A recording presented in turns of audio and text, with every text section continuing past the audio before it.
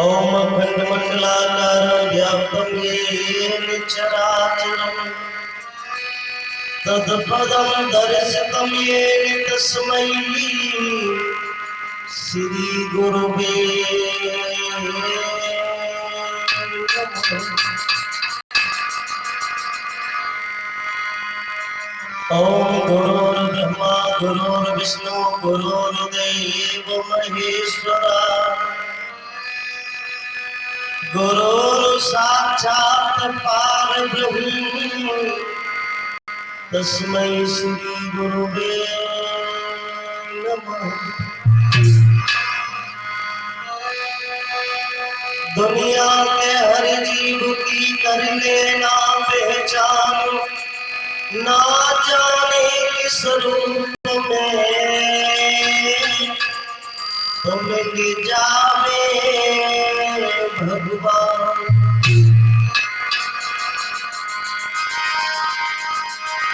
कोई तन दुखी कोई मन दुखी, कोई तन बिन रहती उदास, थोड़े थोड़े सब दुखी सुखी राम के दास। जय जय मां जगदीश्वरी जग में ज्योति अखंड, जग जानी मानी सुरन सो कला प्रचंड अखंड। क्षण भंगुर जीवन की कलिका कल प्रात है जाने खिली न खिली, मलिया गिर की सुच शीतल मंद, सुगंध समीर चली न चली।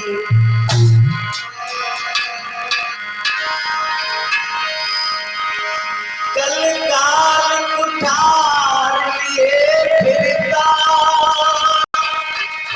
तन नम्र पे चोट झिली न झिली, भजने हर नाम हरि रसना, सुअंत समय पे हिली न हिली।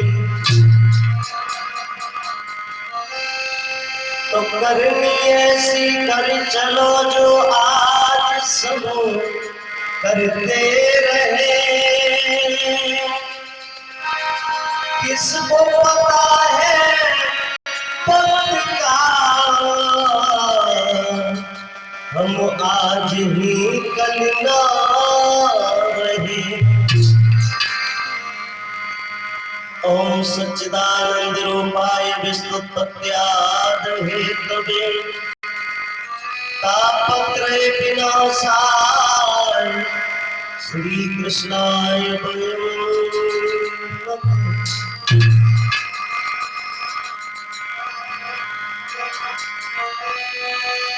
गुरुदेव नाम नाम जिनका सर्व मंगल धाम है, पूजने गुरु विशेष को मेरा कोटि कोटि प्रणाम है। बोलिए गुरुदेव भगवान की।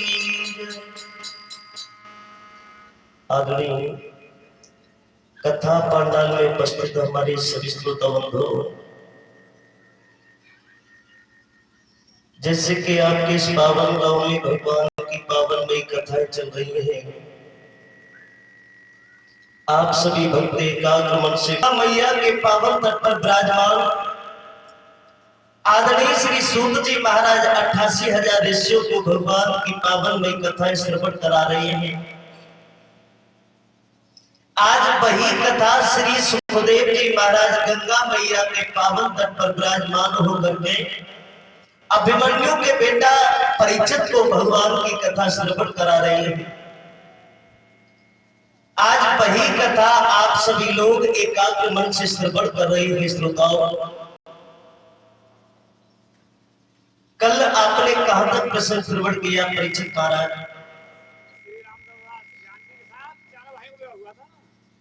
बहुत बहुत धन्यवाद परीक्षित महाराज। हमने पहली बार कहा था ना, अगर तुम नहीं बताओगे तो 500 का नोट ले लेंगे। खैर हम ले तो नहीं लेंगे, इससे क्या है ना कि आपका ध्यान कहीं भटके नहीं। आप हमारे मुख्य यजमान हो, है? आपने अगर भगवान की कथा को ध्यान से श्रवण कर लिया ना, तो ये वो कथा है, कल्याणकारी का रास्ता दिखाती है, मुक्ति प्राप्त होती है। ये वो श्रीमद् भागवत कथा है, इसलिए आपका ध्यान भटके नहीं। आप ध्यान से भगवान की कथा को ऐसे ही प्रतिदिन और श्रवण करना। कल कल की और बात है? कल आपने श्रवण किया प्रभु श्री राम का ही नहीं, चारों भाइयों का विवाह हुआ। उधर अयोध्या में बड़ी खुशियां मनाई जा रही है। मैया कौशल्या, मैया सुमित्रा, मैया कैकेयी बड़ी खुश दिखाई दे रही है। आज मेरे चारों बेटाओं का विवाह हुआ है, आज मेरे चारों बेटाओं की बहुएं आ रही होंगी। अयोध्या को सुंदरता से सजाया गया है। जिस वक्त ये बारात जब लौट करके गई है, तो मैया कौशल्या, सुमित्रा कैकेयी आरती का थाल लेकर के दरवाजे पर खड़ी हो गई है। क्यों? क्योंकि आज मेरे बेटाओं की बहुएं पहली बार आ रही हैं इन महलों के अंदर। सबसे पहले हम अपनी बहुओं की आरती उतारेंगे, उसके बाद उन बहुओं को अंदर लेकर के जाएंगे। श्रोताओं, आज जिस वक्त ये बारात लौट करके पहुंची है अयोध्या में, अयोध्यावासी लोग सब खुशियां मना रहे हैं। मैया कौशल्या ने, सुमित्रा ने, कैकेयी ने अपनी बहुओं की आरती उतारी है। मैया कौशल्या कहती है मेरी बहुओं को नजर ना लग जाए, कितनी सुंदर मेरे बेटाओं की बहुएं आई है। श्रोताओं, आदरणीय श्री सुखदेव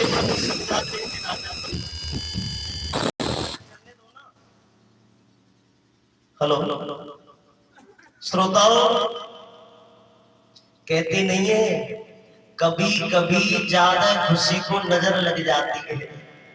ज्यादा खुशी नहीं मनानी चाहिए। आज उस अवध में इतनी खुशियां मनाई जा रही है, खुशी का कोई पार नहीं है। श्रोताओं, देवता लोग ऊपर से फूल बरसा रहे हैं, अवध के लोग सब काफी भीड़ आ रहे हैं, सब देख रहे हैं, आपस में कह रहे भैया कितनी सुंदर जोड़ी है अपने प्रभु राम की। श्रोताओं, जब से ब्याह राम घर आए और नित नव मंगल मोद बधाए, जब से प्रभु श्री राम का विवाह होकर के आया है, तब से प्रतिदिन मंगलचार हो रहे हैं, प्रतिदिन। श्रोताओं, एक बार की बात है, महाराज दशरथ गद्दी पर विराजमान थे। मन में विचार करते हैं, अब तो हमें ऐसा मालूम पड़ता है हमारा जो लाला है ना राम, अब तो विवाह भी हो गया, काफी समझदार हो गया है। हमें ऐसा लगता है हमारे पर तो चौथापन आ गया है और अब हमें ये राजगद्दी शोभा नहीं देती है। अब मैं एक काम करता हूं, इस राजगद्दी पर अगर बेटा राम को बिठाऊंगा तो ये राजगद्दी बड़ी सुंदर लगेगी। बेटा राम जब इस राजगद्दी पर विराजमान होगा तो बड़ा सुंदर होगा। एक काम करता हूं, गुरुजी के पास में जाता हूं। महाराज दशरथ गुरुजी के पास में पहुंचे और जब गुरु वशिष्ठ के पास में पहुंचे हैं, तो गुरुजी ने जब दशरथ को देखा है, आइए दशरथ आइए, गुरुजी को प्रणाम किया है महाराज दशरथ ने। गुरु वशिष्ठ बोले हैं आज कैसे आना हुआ है दशरथ? तो दशरथ बोले हैं गुरुदेव, अगर आप पूछना चाहते हो तो आज हमारा इसलिए आना हुआ है, ये तो आपको गुरुदेव पता होगा कि हमारे पर चौथापन आ गया है। और गुरुदेव मेरे मन में जो विचार आ रहे हैं उनकी सलाह लेने के लिए आपसे मैं आया हूं। गुरुदेव अब वो राजगद्दी हमें शोभा नहीं देती है। मैं चाहता हूं कि मेरा बड़ा वाला जो बेटा है ना राम, अगर वो राम इस राजगद्दी पर विराजमान हो जाए तो वो राजगद्दी बड़ी सुंदर लगेगी मुझे भी देखने में। ये उचित हो सकता है। गुरु वशिष्ठ बोले हैं दशरथ ये तो तुमने बहुत अच्छा सोचा है।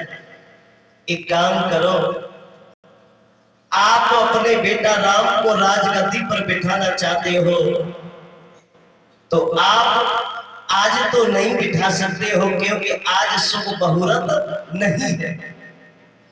कल का शुभ मुहूर्त है और कल अपनी अयोध्या को सजवा लेना, अयोध्या में खबर कर देना कल हमारे बेटा राम का राज्याभिषेक तिलक होगा। महाराज दशरथ लौट करके आए हैं, पूरी अवध में खबर कर दी है, हे अयोध्या वासी लोगों, आज हम तुम्हें एक खुशी की बात बताना चाहते हैं। बोले क्या? कल हमारे बेटा राम का राज्याभिषेक तिलक होगा। कल हमारे बेटा राम को राजगद्दी पर बिठाया जाएगा। इस अवध को इतना सजा दो, इतना सजा दो, कोई कमी न रह जाए। खुशी तो पहले से ही हो रही है अवध में। अब जब ये घोषणा की सुन ली है अवध के लोगों ने कि राम को राजगद्दी पर भी बिठाया जा रहा है, अब तो और खुशी हो गई। लेकिन श्रोताओं, समय जब आया है और जब समय आया है, महाराज दशरथ ने क्या किया है, अपने मंत्री से कह दिया है, मंत्री चले जाओ और हमारी तीनों रानियों से जाकर के बोल देना अब देरी किस बात की है। तीनों रानियां अपना अपना श्रृंगार करें, तैयारियां करें, आज हमारे बेटा राम का राज्याभिषेक तिलक होगा। तो तीनों रानियां अपना अपना श्रृंगार कर रही है। माता कौशल्या अपने महलों में विराजमान होकर के श्रृंगार कर रही है। माता सुमित्रा अपने महलों में विराजमान होकर के श्रृंगार कर रही है। माता कैकेयी भी अपना श्रृंगार कर रही है। लेकिन श्रोताओं, जो कैकेयी है ना, इनकी एक दासी है, नाम है मंथरा। मंथरा की जिह्वा पर सरस्वती विराजमान हो गई है, उल्टा पाठ पढ़ाने लगे हैं। जहां पर महारानी कैकेयी श्रृंगार कर रही थी, वहां पर ये मंथरा पहुंच गई और सामने खड़ी हो गई। कैकेयी ने जब मंथरा को देखा है तो कैकेयी बोली है, ए मंथरा, तू अभी तक तैयार नहीं हुई? अरे तुझे मालूम है आज मेरे बेटा राम को राजगद्दी पर बिठाया जाएगा, आज मेरे बेटा राम का राज्याभिषेक तिलक होगा और तू अभी तक तैयार नहीं हुई? मंथरा खड़ी खड़ी मुस्कुराने लगी है। कैकेयी कहती है, मंथरा अरे तू मेरे शब्दों पर गौर क्यों नहीं करती है?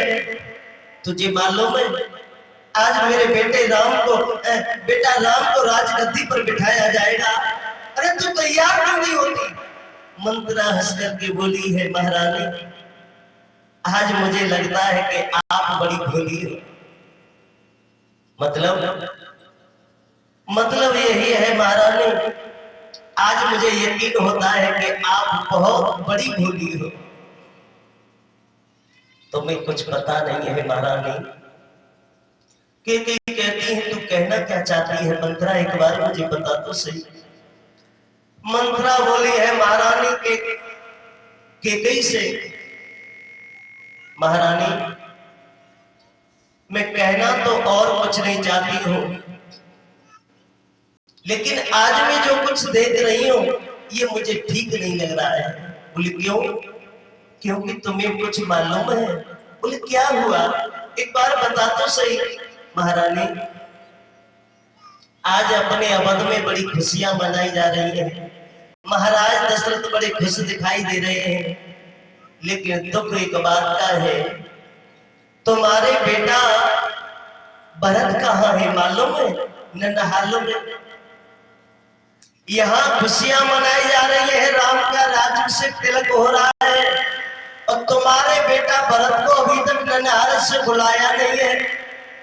इसका मतलब आप सोचती हैं, जानती हो इसका मतलब क्या है? जब मंत्रों ने ऐसी ऐसी शब्द कहे, श्रोताओ, ऐसे ऐसे शब्द कहे कि केकई की बुद्धि को भी बदल दिया है।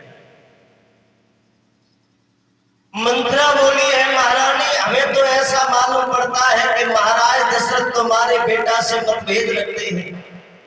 महाराज दशरथ तुम्हारे बेटा से मतभेद रखते हैं, वो उतना मानते नहीं है जितना राम को मानते हैं। पहली बात तो ये है कि अभी तक तुम्हारे बेटा को नन्हाल से नहीं बुलाया गया। दूसरी बात ये है, महाराज दशरथ आज जिस गद्दी पर तुम्हारा बेटा राम को बिठा रहे हैं, क्या इस गद्दी पर तुम्हारा बेटा भरत नहीं बैठ सकता क्या? केकई बोली है, मंत्रा मैं तो खुशी खुशी में सब कुछ भूल गई, मुझे तो पता भी नहीं चला अब मंत्रा होता क्या है, अब तो कुछ होने वाला नहीं है। मंत्रा बोली अभी तो सब कुछ होने वाला है। महारानी, आप यहां से सीधी कोप भवन को चली जाओ और वहां जाकर के आप लेट जाओ, श्रृंगार को बिगाड़ लो। कोप भवन जाना, रूठनो महल। पहले के राजाओं के जब महल बनते थे ना, तो स्पेशली एक कोप भवन बनवा देते, रूठना महल।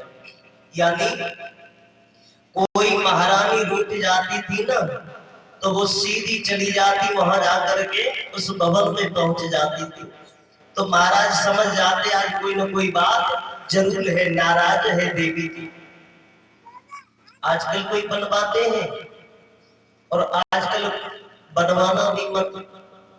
अगर तुमने रूठना महल बनवा दिया तो पहले की महारानी तो सालन में रूठती थी, लेकिन आजकल एक दिन खाली नहीं जाएगा, प्रतिदिन आपको मना करके लाना पड़ेगा। महारानी केकई चली गई है, श्रोताओं, कोप भवन में लेट गई है, श्रृंगार को बिगाड़ लिया है, जमीन पर पड़ी है, बाल बिखरे हुए हैं। उधर महाराज दशरथ चले हैं रानियों के महलों की ओर। बड़ी देरी हो रही है, अभी तक महारानी तैयार हुई है कि नहीं, चल करके देखता हूं। आज महाराज दशरथ चले हैं, सबसे पहले कौशल्या के महलों में गए, वहां जाकर के देखा है कौशल्या श्रृंगार कर रही है। सुमित्रा के महलों में गए हैं, सुमित्रा भी श्रृंगार कर रही है। केकई के महलों में जब महाराज दशरथ गए हैं, श्रोताओ, तो महाराज दशरथ केकई को देख रहे हैं, केकई होए तो देखे, केकई तो महलों में ही नहीं, मंत्रा खड़ी है। तो महाराज दशरथ बोले हैं, ए मंत्रा, हमारी महारानी केकई कहाँ है? मंत्रा हाथ का इशारा करते हुए बोली है, महाराज हमने महारानी को उधर जाते हुए देखा था। बोले किधर? उधर उस कोप भवन की ओर। महाराज दशरथ बोले कोप भवन की ओर? बोली हाँ, मगर क्यों? ये आप जाकर के देख लीजिए। श्रोताओ, खबर लगी जब भूप को, तो गए कोप भवन में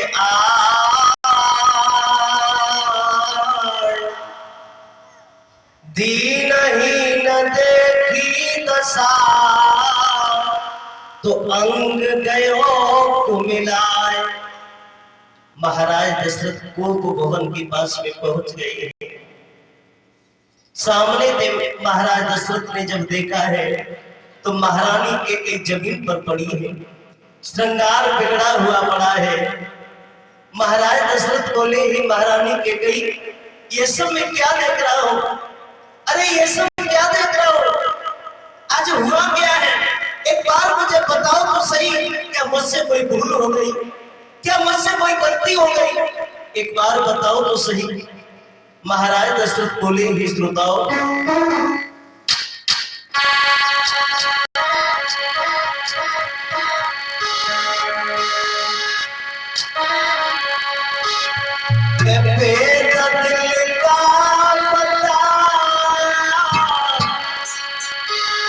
और कैसी बन गई खता प्यारी, कैसे काया बिगड़ गई तुम्हारी।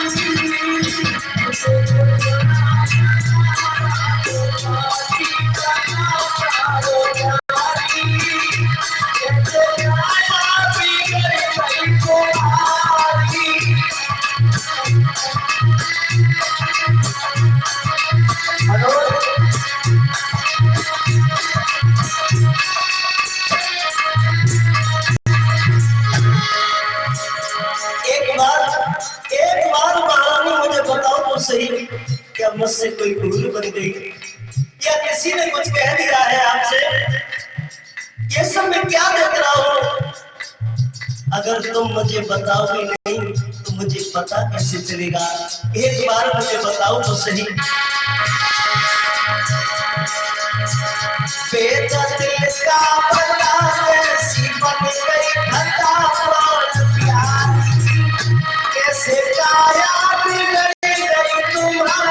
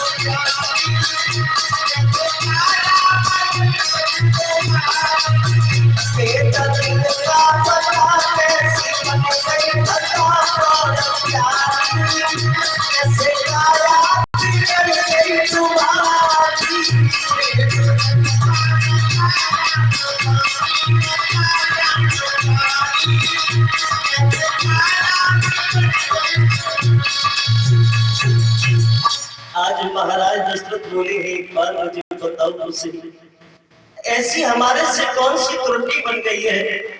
तुम्हारे शरीर के अंदर कोई बीमारी है क्या? अगर कोई बीमारी होगी मैं अच्छे से वैद्य को मैं बुलवा लूंगा तो मैं ठीक करा दूंगा। क्या किसी ने कुछ कह दिया है? महारानी के बोली है, महाराज अगर आप हमसे पूछना चाहते हो तो आज मुझे मालूम पड़ा है, आज हमें सब कुछ पता चल गया है। जितना भी आपने हमसे स्नेह किया है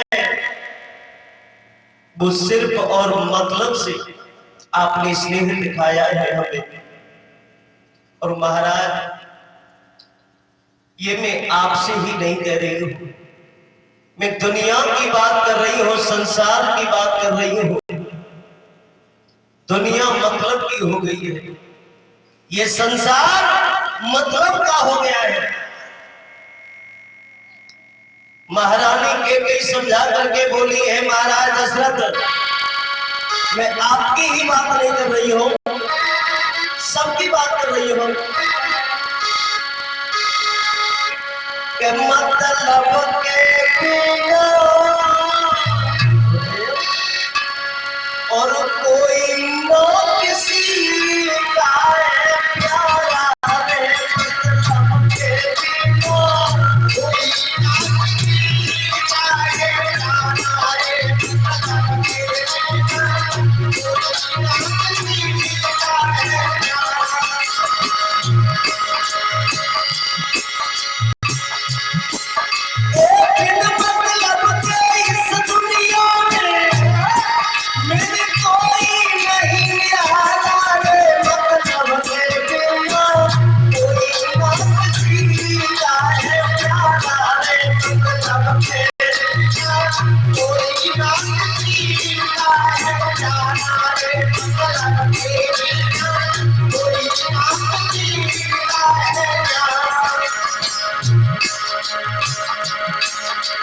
जब मैं चलन हुआ कब तक मेरे चारा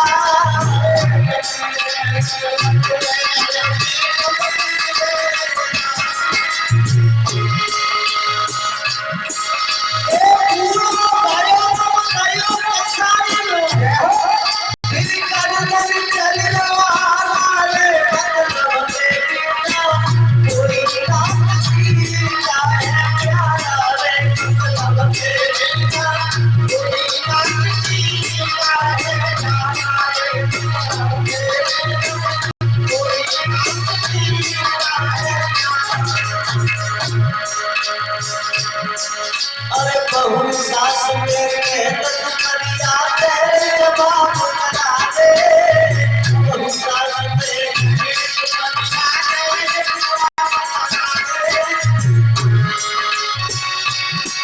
ये बचन कुछ नहीं खिलावत तेरा फूल चूतर हारा रे हमके बिना कोई बात जीता है प्यारा रे हमके बिना कोई बात जीता है प्यारा रे हमके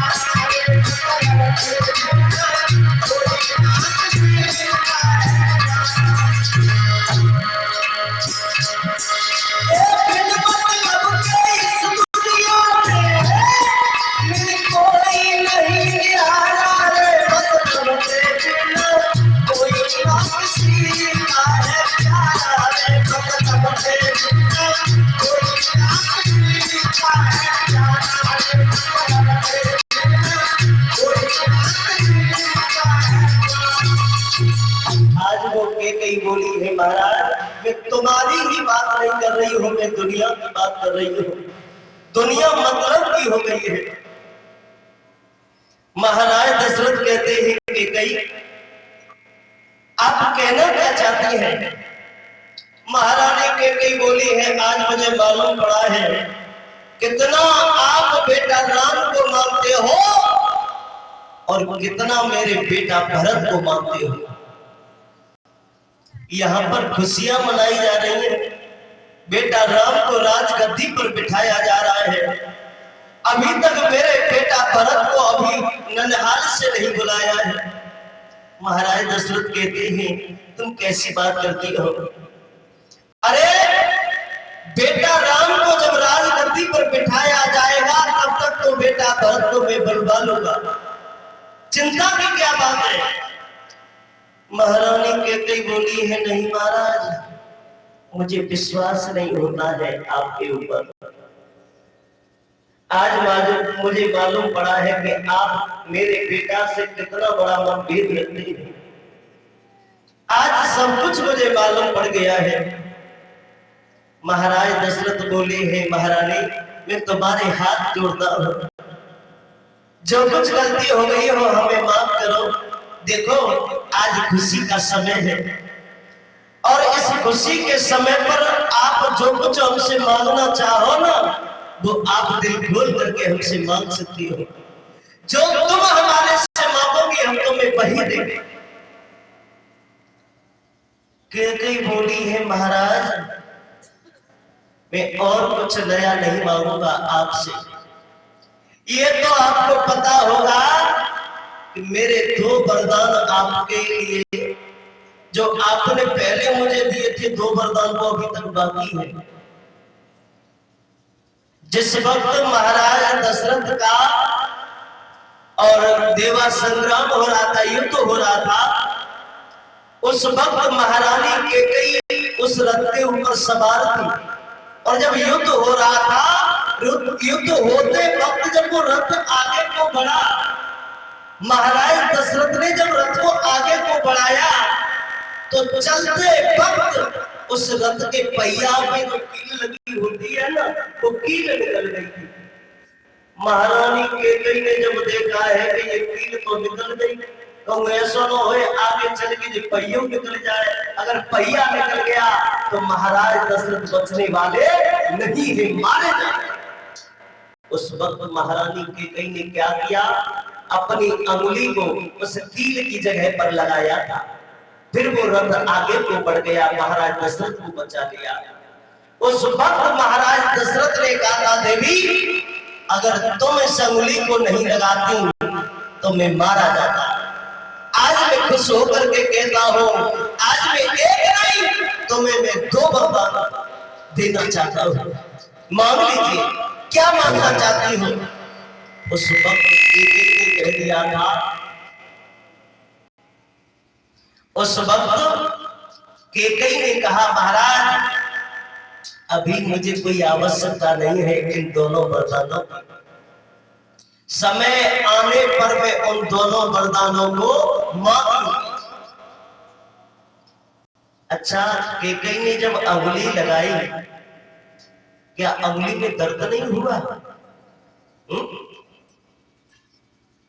लेकिन श्रोताओ, एक बार की बात थी, केकई एक जगह पर खड़ी थी तो एक संत निकल करके जा रहे थे, संत के हाथ से कमंडल छूट गया था, तो केकई ने उस अंगुली से कमंडल को उठाया और संत को दिया था।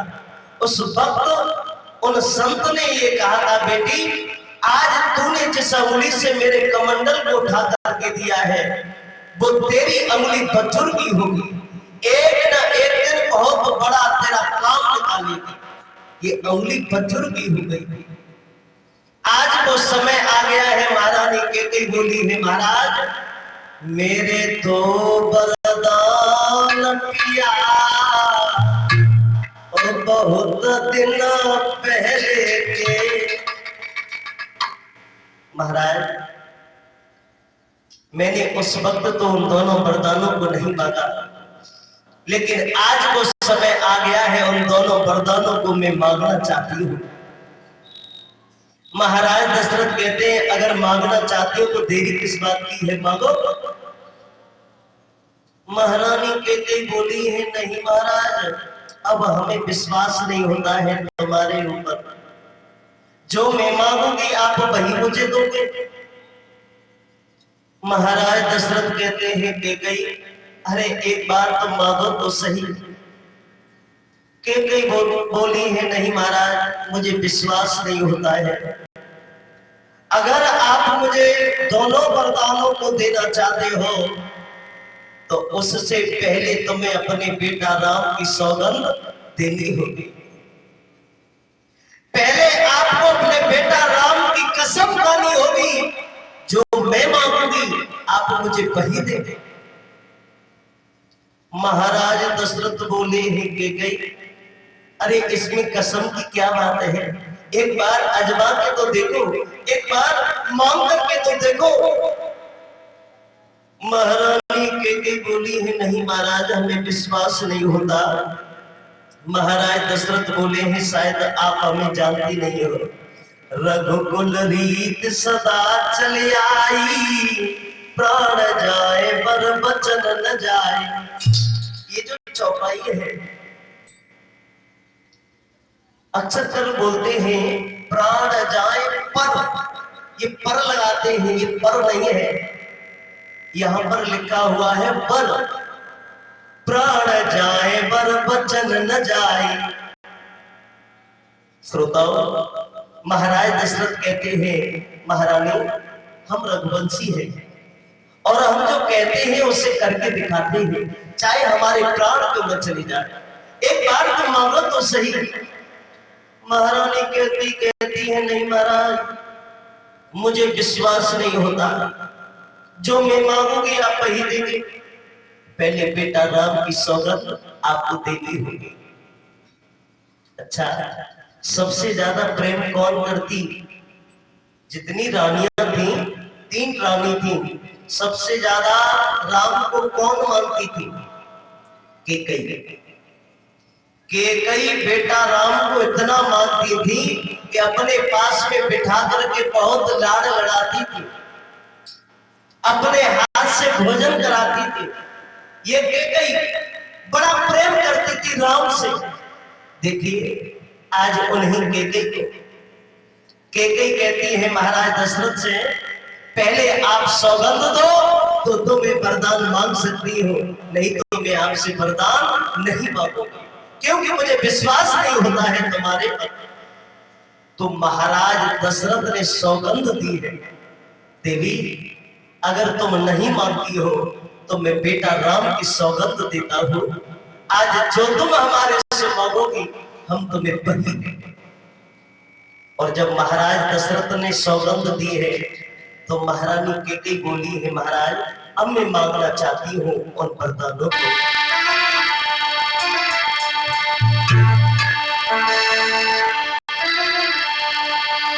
जाने तारी लइए मिठुराई रे पर मांगे पिया के, आए आए रे पर मांगे पिया के, तारी लइए मिठुराई पर मांगे पिया के, आए आए रे पर मांगे पिया के।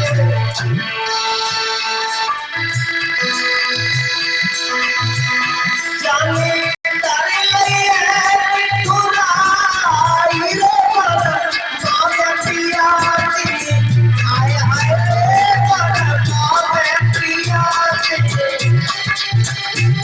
मिठुराई पर मांगे पिया के, आए आए रे पर मांगे पिया के। केकई बोली है महाराज दशरथ से, महाराज अरे परमिला तूले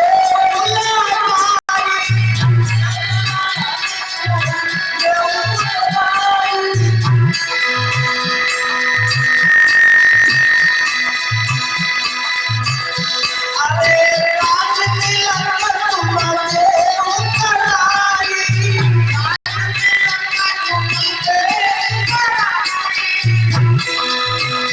अब सिंहासन बैठाई रे पर मांगे पिया की, आए आए रे पर मांगे पिया की, बैठाई रे पर मांगे पिया की, आए रे पर मांगे पिया की। जाने तारे लइए मिठुराई रे पर मांगे पिया की, आए आए रे पर मांगे पिया की, मिठुराई पर मांगे पिया की, आए आए रे। पहला वरदान क्या मांगा है केकई ने कि सबसे पहले तो मेरे बेटा भरत को नंदहार से बुलाया जाए। आज जिस हंसी खुशी के साथ में बेटा राम का राज्य से तिलक होने के लिए जा रहा है, आज जिस गद्दी पर बेटा राम को बिठाया जा रहा है, उस गद्दी पर राम को नहीं बिठाया जाए। उस गद्दी पर बैठेगा तो मेरा ही बेटा भरत बैठेगा। और सुनो दूसरा वरदान,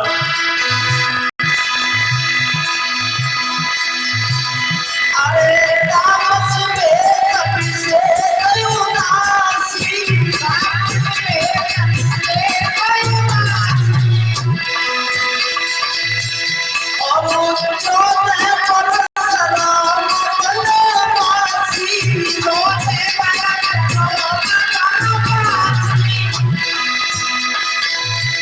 अब मन तुझे पठवाई रे पर मांगे पिया की, आए आए रे पर मांगे पिया के, तुझे पठवाई रे पर मांगे पिया के, आए आए रे पर मांगे पिया के। जाने तारी लइए मिठुराई रे पर मांगे पिया की, आए आए रे पर मांगे पिया के,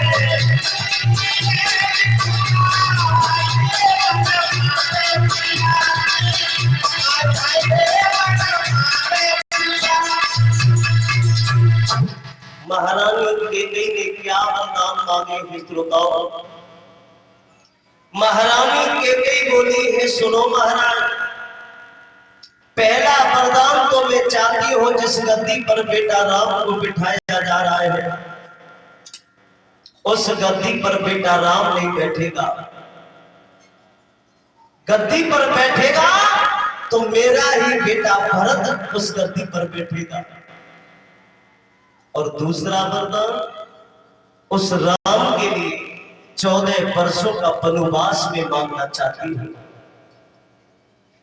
श्रोताओं, पहले वरदान में तो महाराज दशरथ ने क्या सोचा था, वो बेटा राम मेरा है तो वो भी तो बेटा मेरा ही है भरत। अरे राम नहीं बैठेगा तो वो भी मेरा बेटा भरत है, वो गद्दी पर बैठ जाएगा, चिंता की कोई बात नहीं है। लेकिन दुख है तो दूसरे वरदान का कष्ट है। 14 वर्षों के लिए मेरा बेटा राम यहां से जाएगा वन की ओर, न मालूम कुछ रहने के लिए होगा या नहीं होगा, खाने के लिए कुछ मिलेगा या नहीं मिलेगा, न मालूम। 14 वर्षों में मेरा बेटा राम कहां पर बैठेगा, कहां घूमेगा, कैसी दशा होगी मेरे बेटा राम की। महाराज दशरथ अपनी आंखों में आंसू भर लाए हैं। देवी, आप सब कुछ मांग लेना, मेरे प्राणों की जरूरत हो, मेरे प्राणों को मांग सकती हो, लेकिन मैं आपसे एक निवेदन कर रहा हूं। आपके पहले वरदान से मुझे कोई परवाह नहीं है, कोई चिंता नहीं है। तुमने जो दूसरा वरदान हमसे मांगा है, आप इस वरदान के बदले कुछ और मांग लो, कुछ और मांग लो। कहते हंस करके बोली है, अभी तो आप बड़े रघुवंशी बन रहे हैं। अब रघुवंशीगिरी कहां गई तुम्हारी? मुझे तो जो मांगना था वो मैंने मांग लिया, अब इच्छा रही तुम्हारी, तुम दोगे मुझे वरदान या नहीं दोगे? महाराज दशरथ जमीन पर गिर पड़े हैं, मुख से एक ही शब्द निकलता है, राम बेटा राम। कैसी दशा होगी मेरे बेटा राम की। अरे राम बिना हो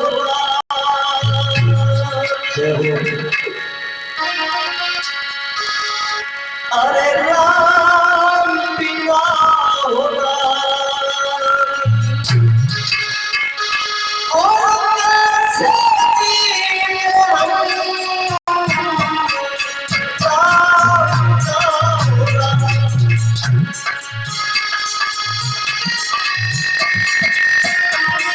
बिना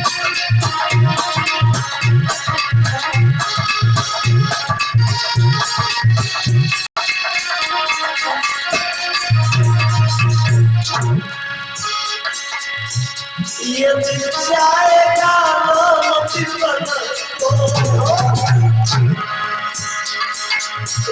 यदि जाएगा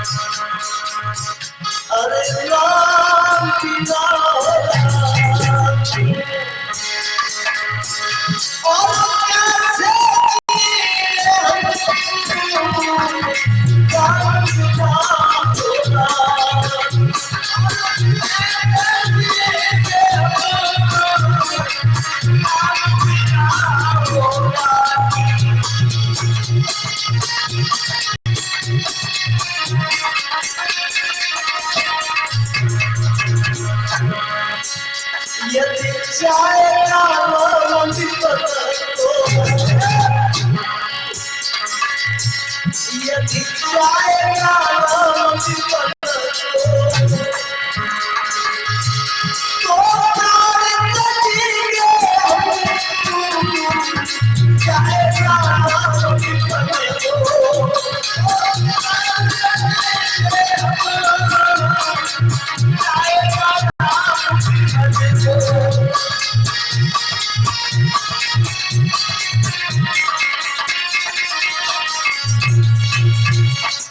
आज महाराज दशरथ की आंखों से आंसू निकल रहे हैं, ये जमीन पर गिर पड़े हैं, मुंह से शब्द निकल रहे हैं राम, बेटा राम। और राम का नाम लेते लेते ये महाराज दशरथ मूर्छित हो गए।